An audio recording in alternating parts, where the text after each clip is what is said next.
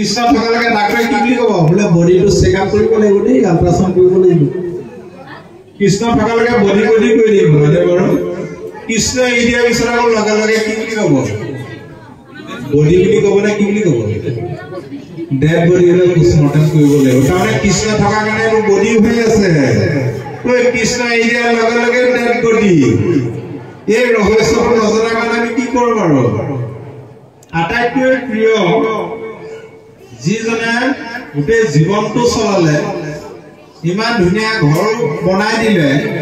সেই মৰমৰ মানুহটো ডেড বডি হলে ভিতৰত 1 ছেকেণ্ডো নাৰাখে লগে লগে চোতাললৈ উলিয়াই ছাগলী পাৰ ডেড বডি হলে চোতাল পৰা লগে লগে পাকঘৰলৈ উঠাই লৈ গুচি যায়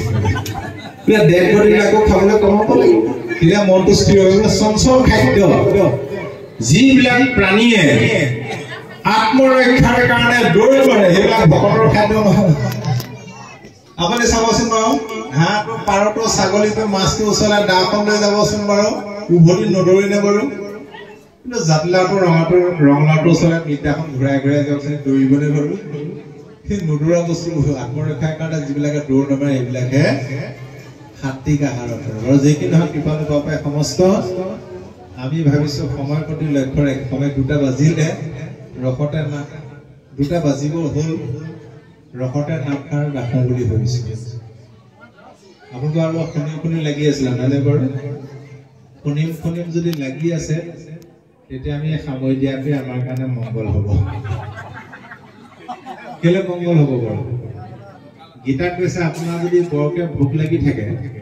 ভোকটোক মনেৰে সমানে 4 ভাগ কৰিবলৈ কৈছে 2 ভাগ অন্ন খাবলৈ কৈছে 1 ভাগ পানী খাবলৈ কৈছে আৰু 1 ভাগ খালিকে ৰাখিবলৈ কৈছে এটা স্বাস্থ্যটো ভাল হৈ থাকে আৰু যদি আপুনি পুৰা খাই দিয়ে 3 দিনলৈকে গাত নিবিঠু লাগিব আৰু ভাগত শুনোতেও সদায় আৰু শুনিম লাগি থাকিব লাগে আজি যদি আপোনালোকৰ এই শুনিম লাগি থাকোঁতে মই যদি ইয়াত বন্ধ কৰি সময় থৈ গুচি যাওঁ আকৌ কেতিয়াবা এইখন গাঁৱলৈ আহিবলৈ পাওঁ যদি গধূলিলৈকে আমনি লগাকে কৈ দিওঁ এজনৰ গাঁও মই আহিবলৈ নাপাম গতিকে আমাকো অহা সুবিধাটো দিয়ক নহয়নে বাৰু আপোনালোকৰ মনটো ভাল লাগি যাব গতিকে ৰখতে নামটো ৰাখোঁ বুলি ভাবিছোঁ আমাৰ সেৱকীয়ে কি কয় সেৱকীৰ লগতো কথা নাই নহয় যথেষ্ট সময় হ'ল বাৰু দেই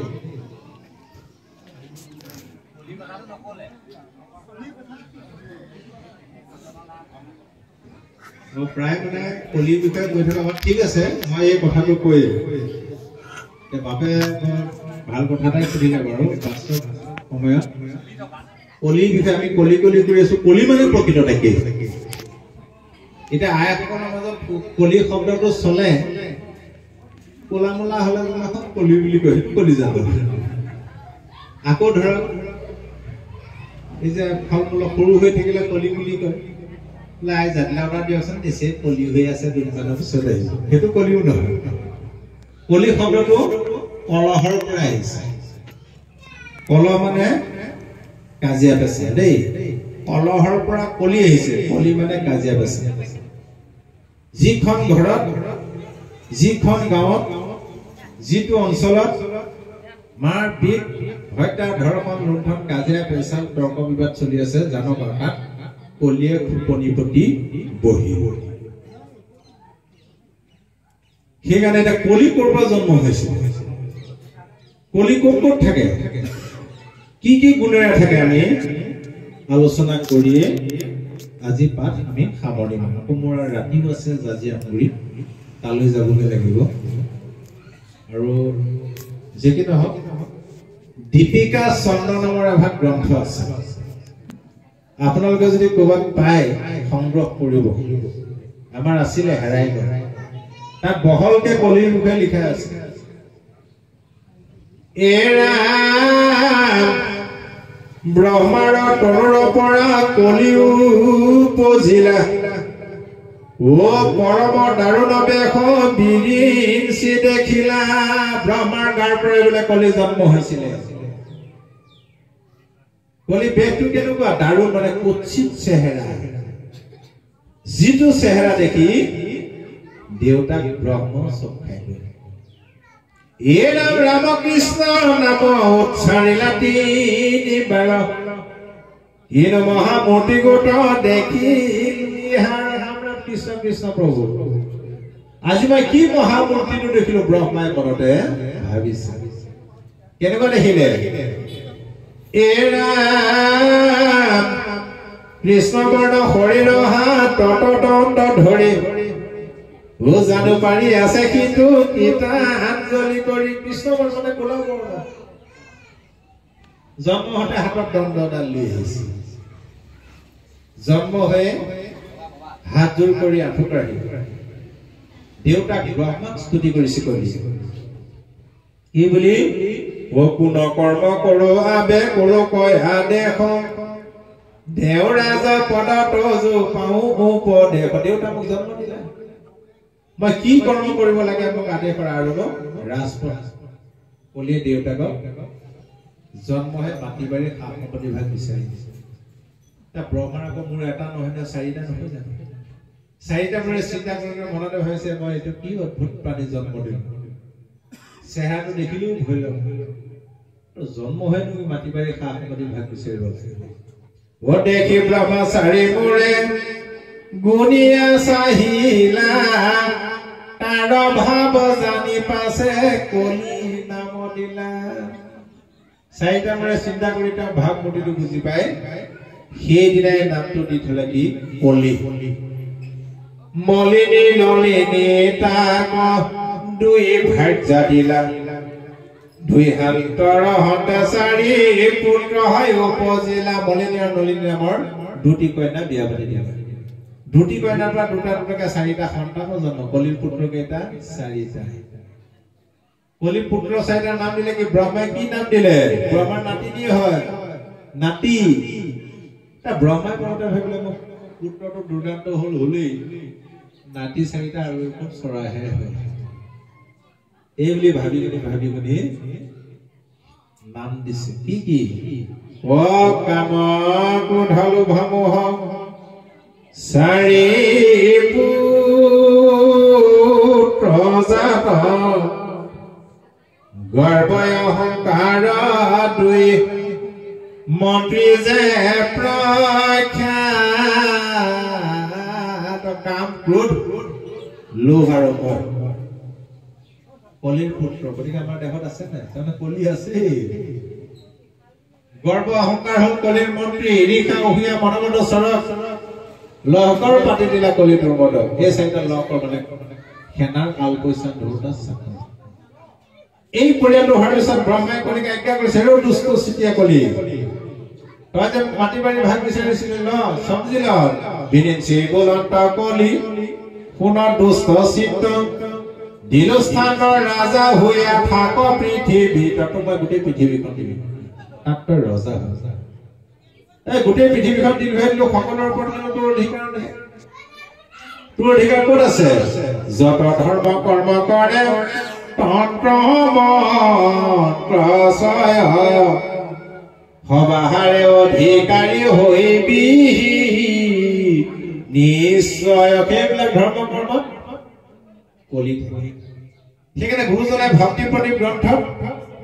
কলিৰ ভগৱানৰ কাৰণে একলম সুন্দৰকৈ উল্লেখ কৰি থৈ গৈছে হেৰা বেদৰ বিহিত কৰ্ম কৰিবা ভকত ৰাজু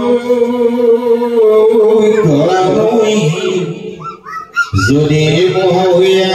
কৰে ধৰ্ম কৰ্ম ভকতি ভ্ৰষ্ট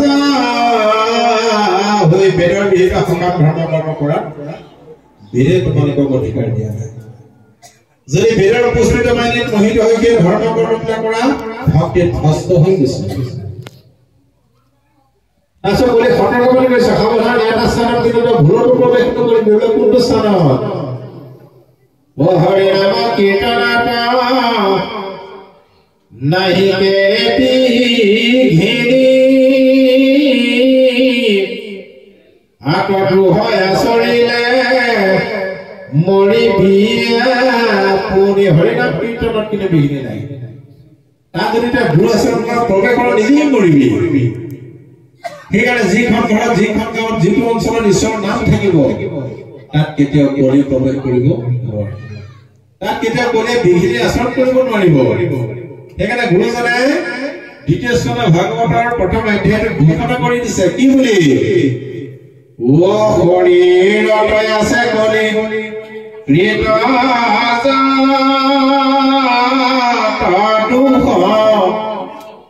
গুচুক প্ৰথমে কৰা হৰি হৰি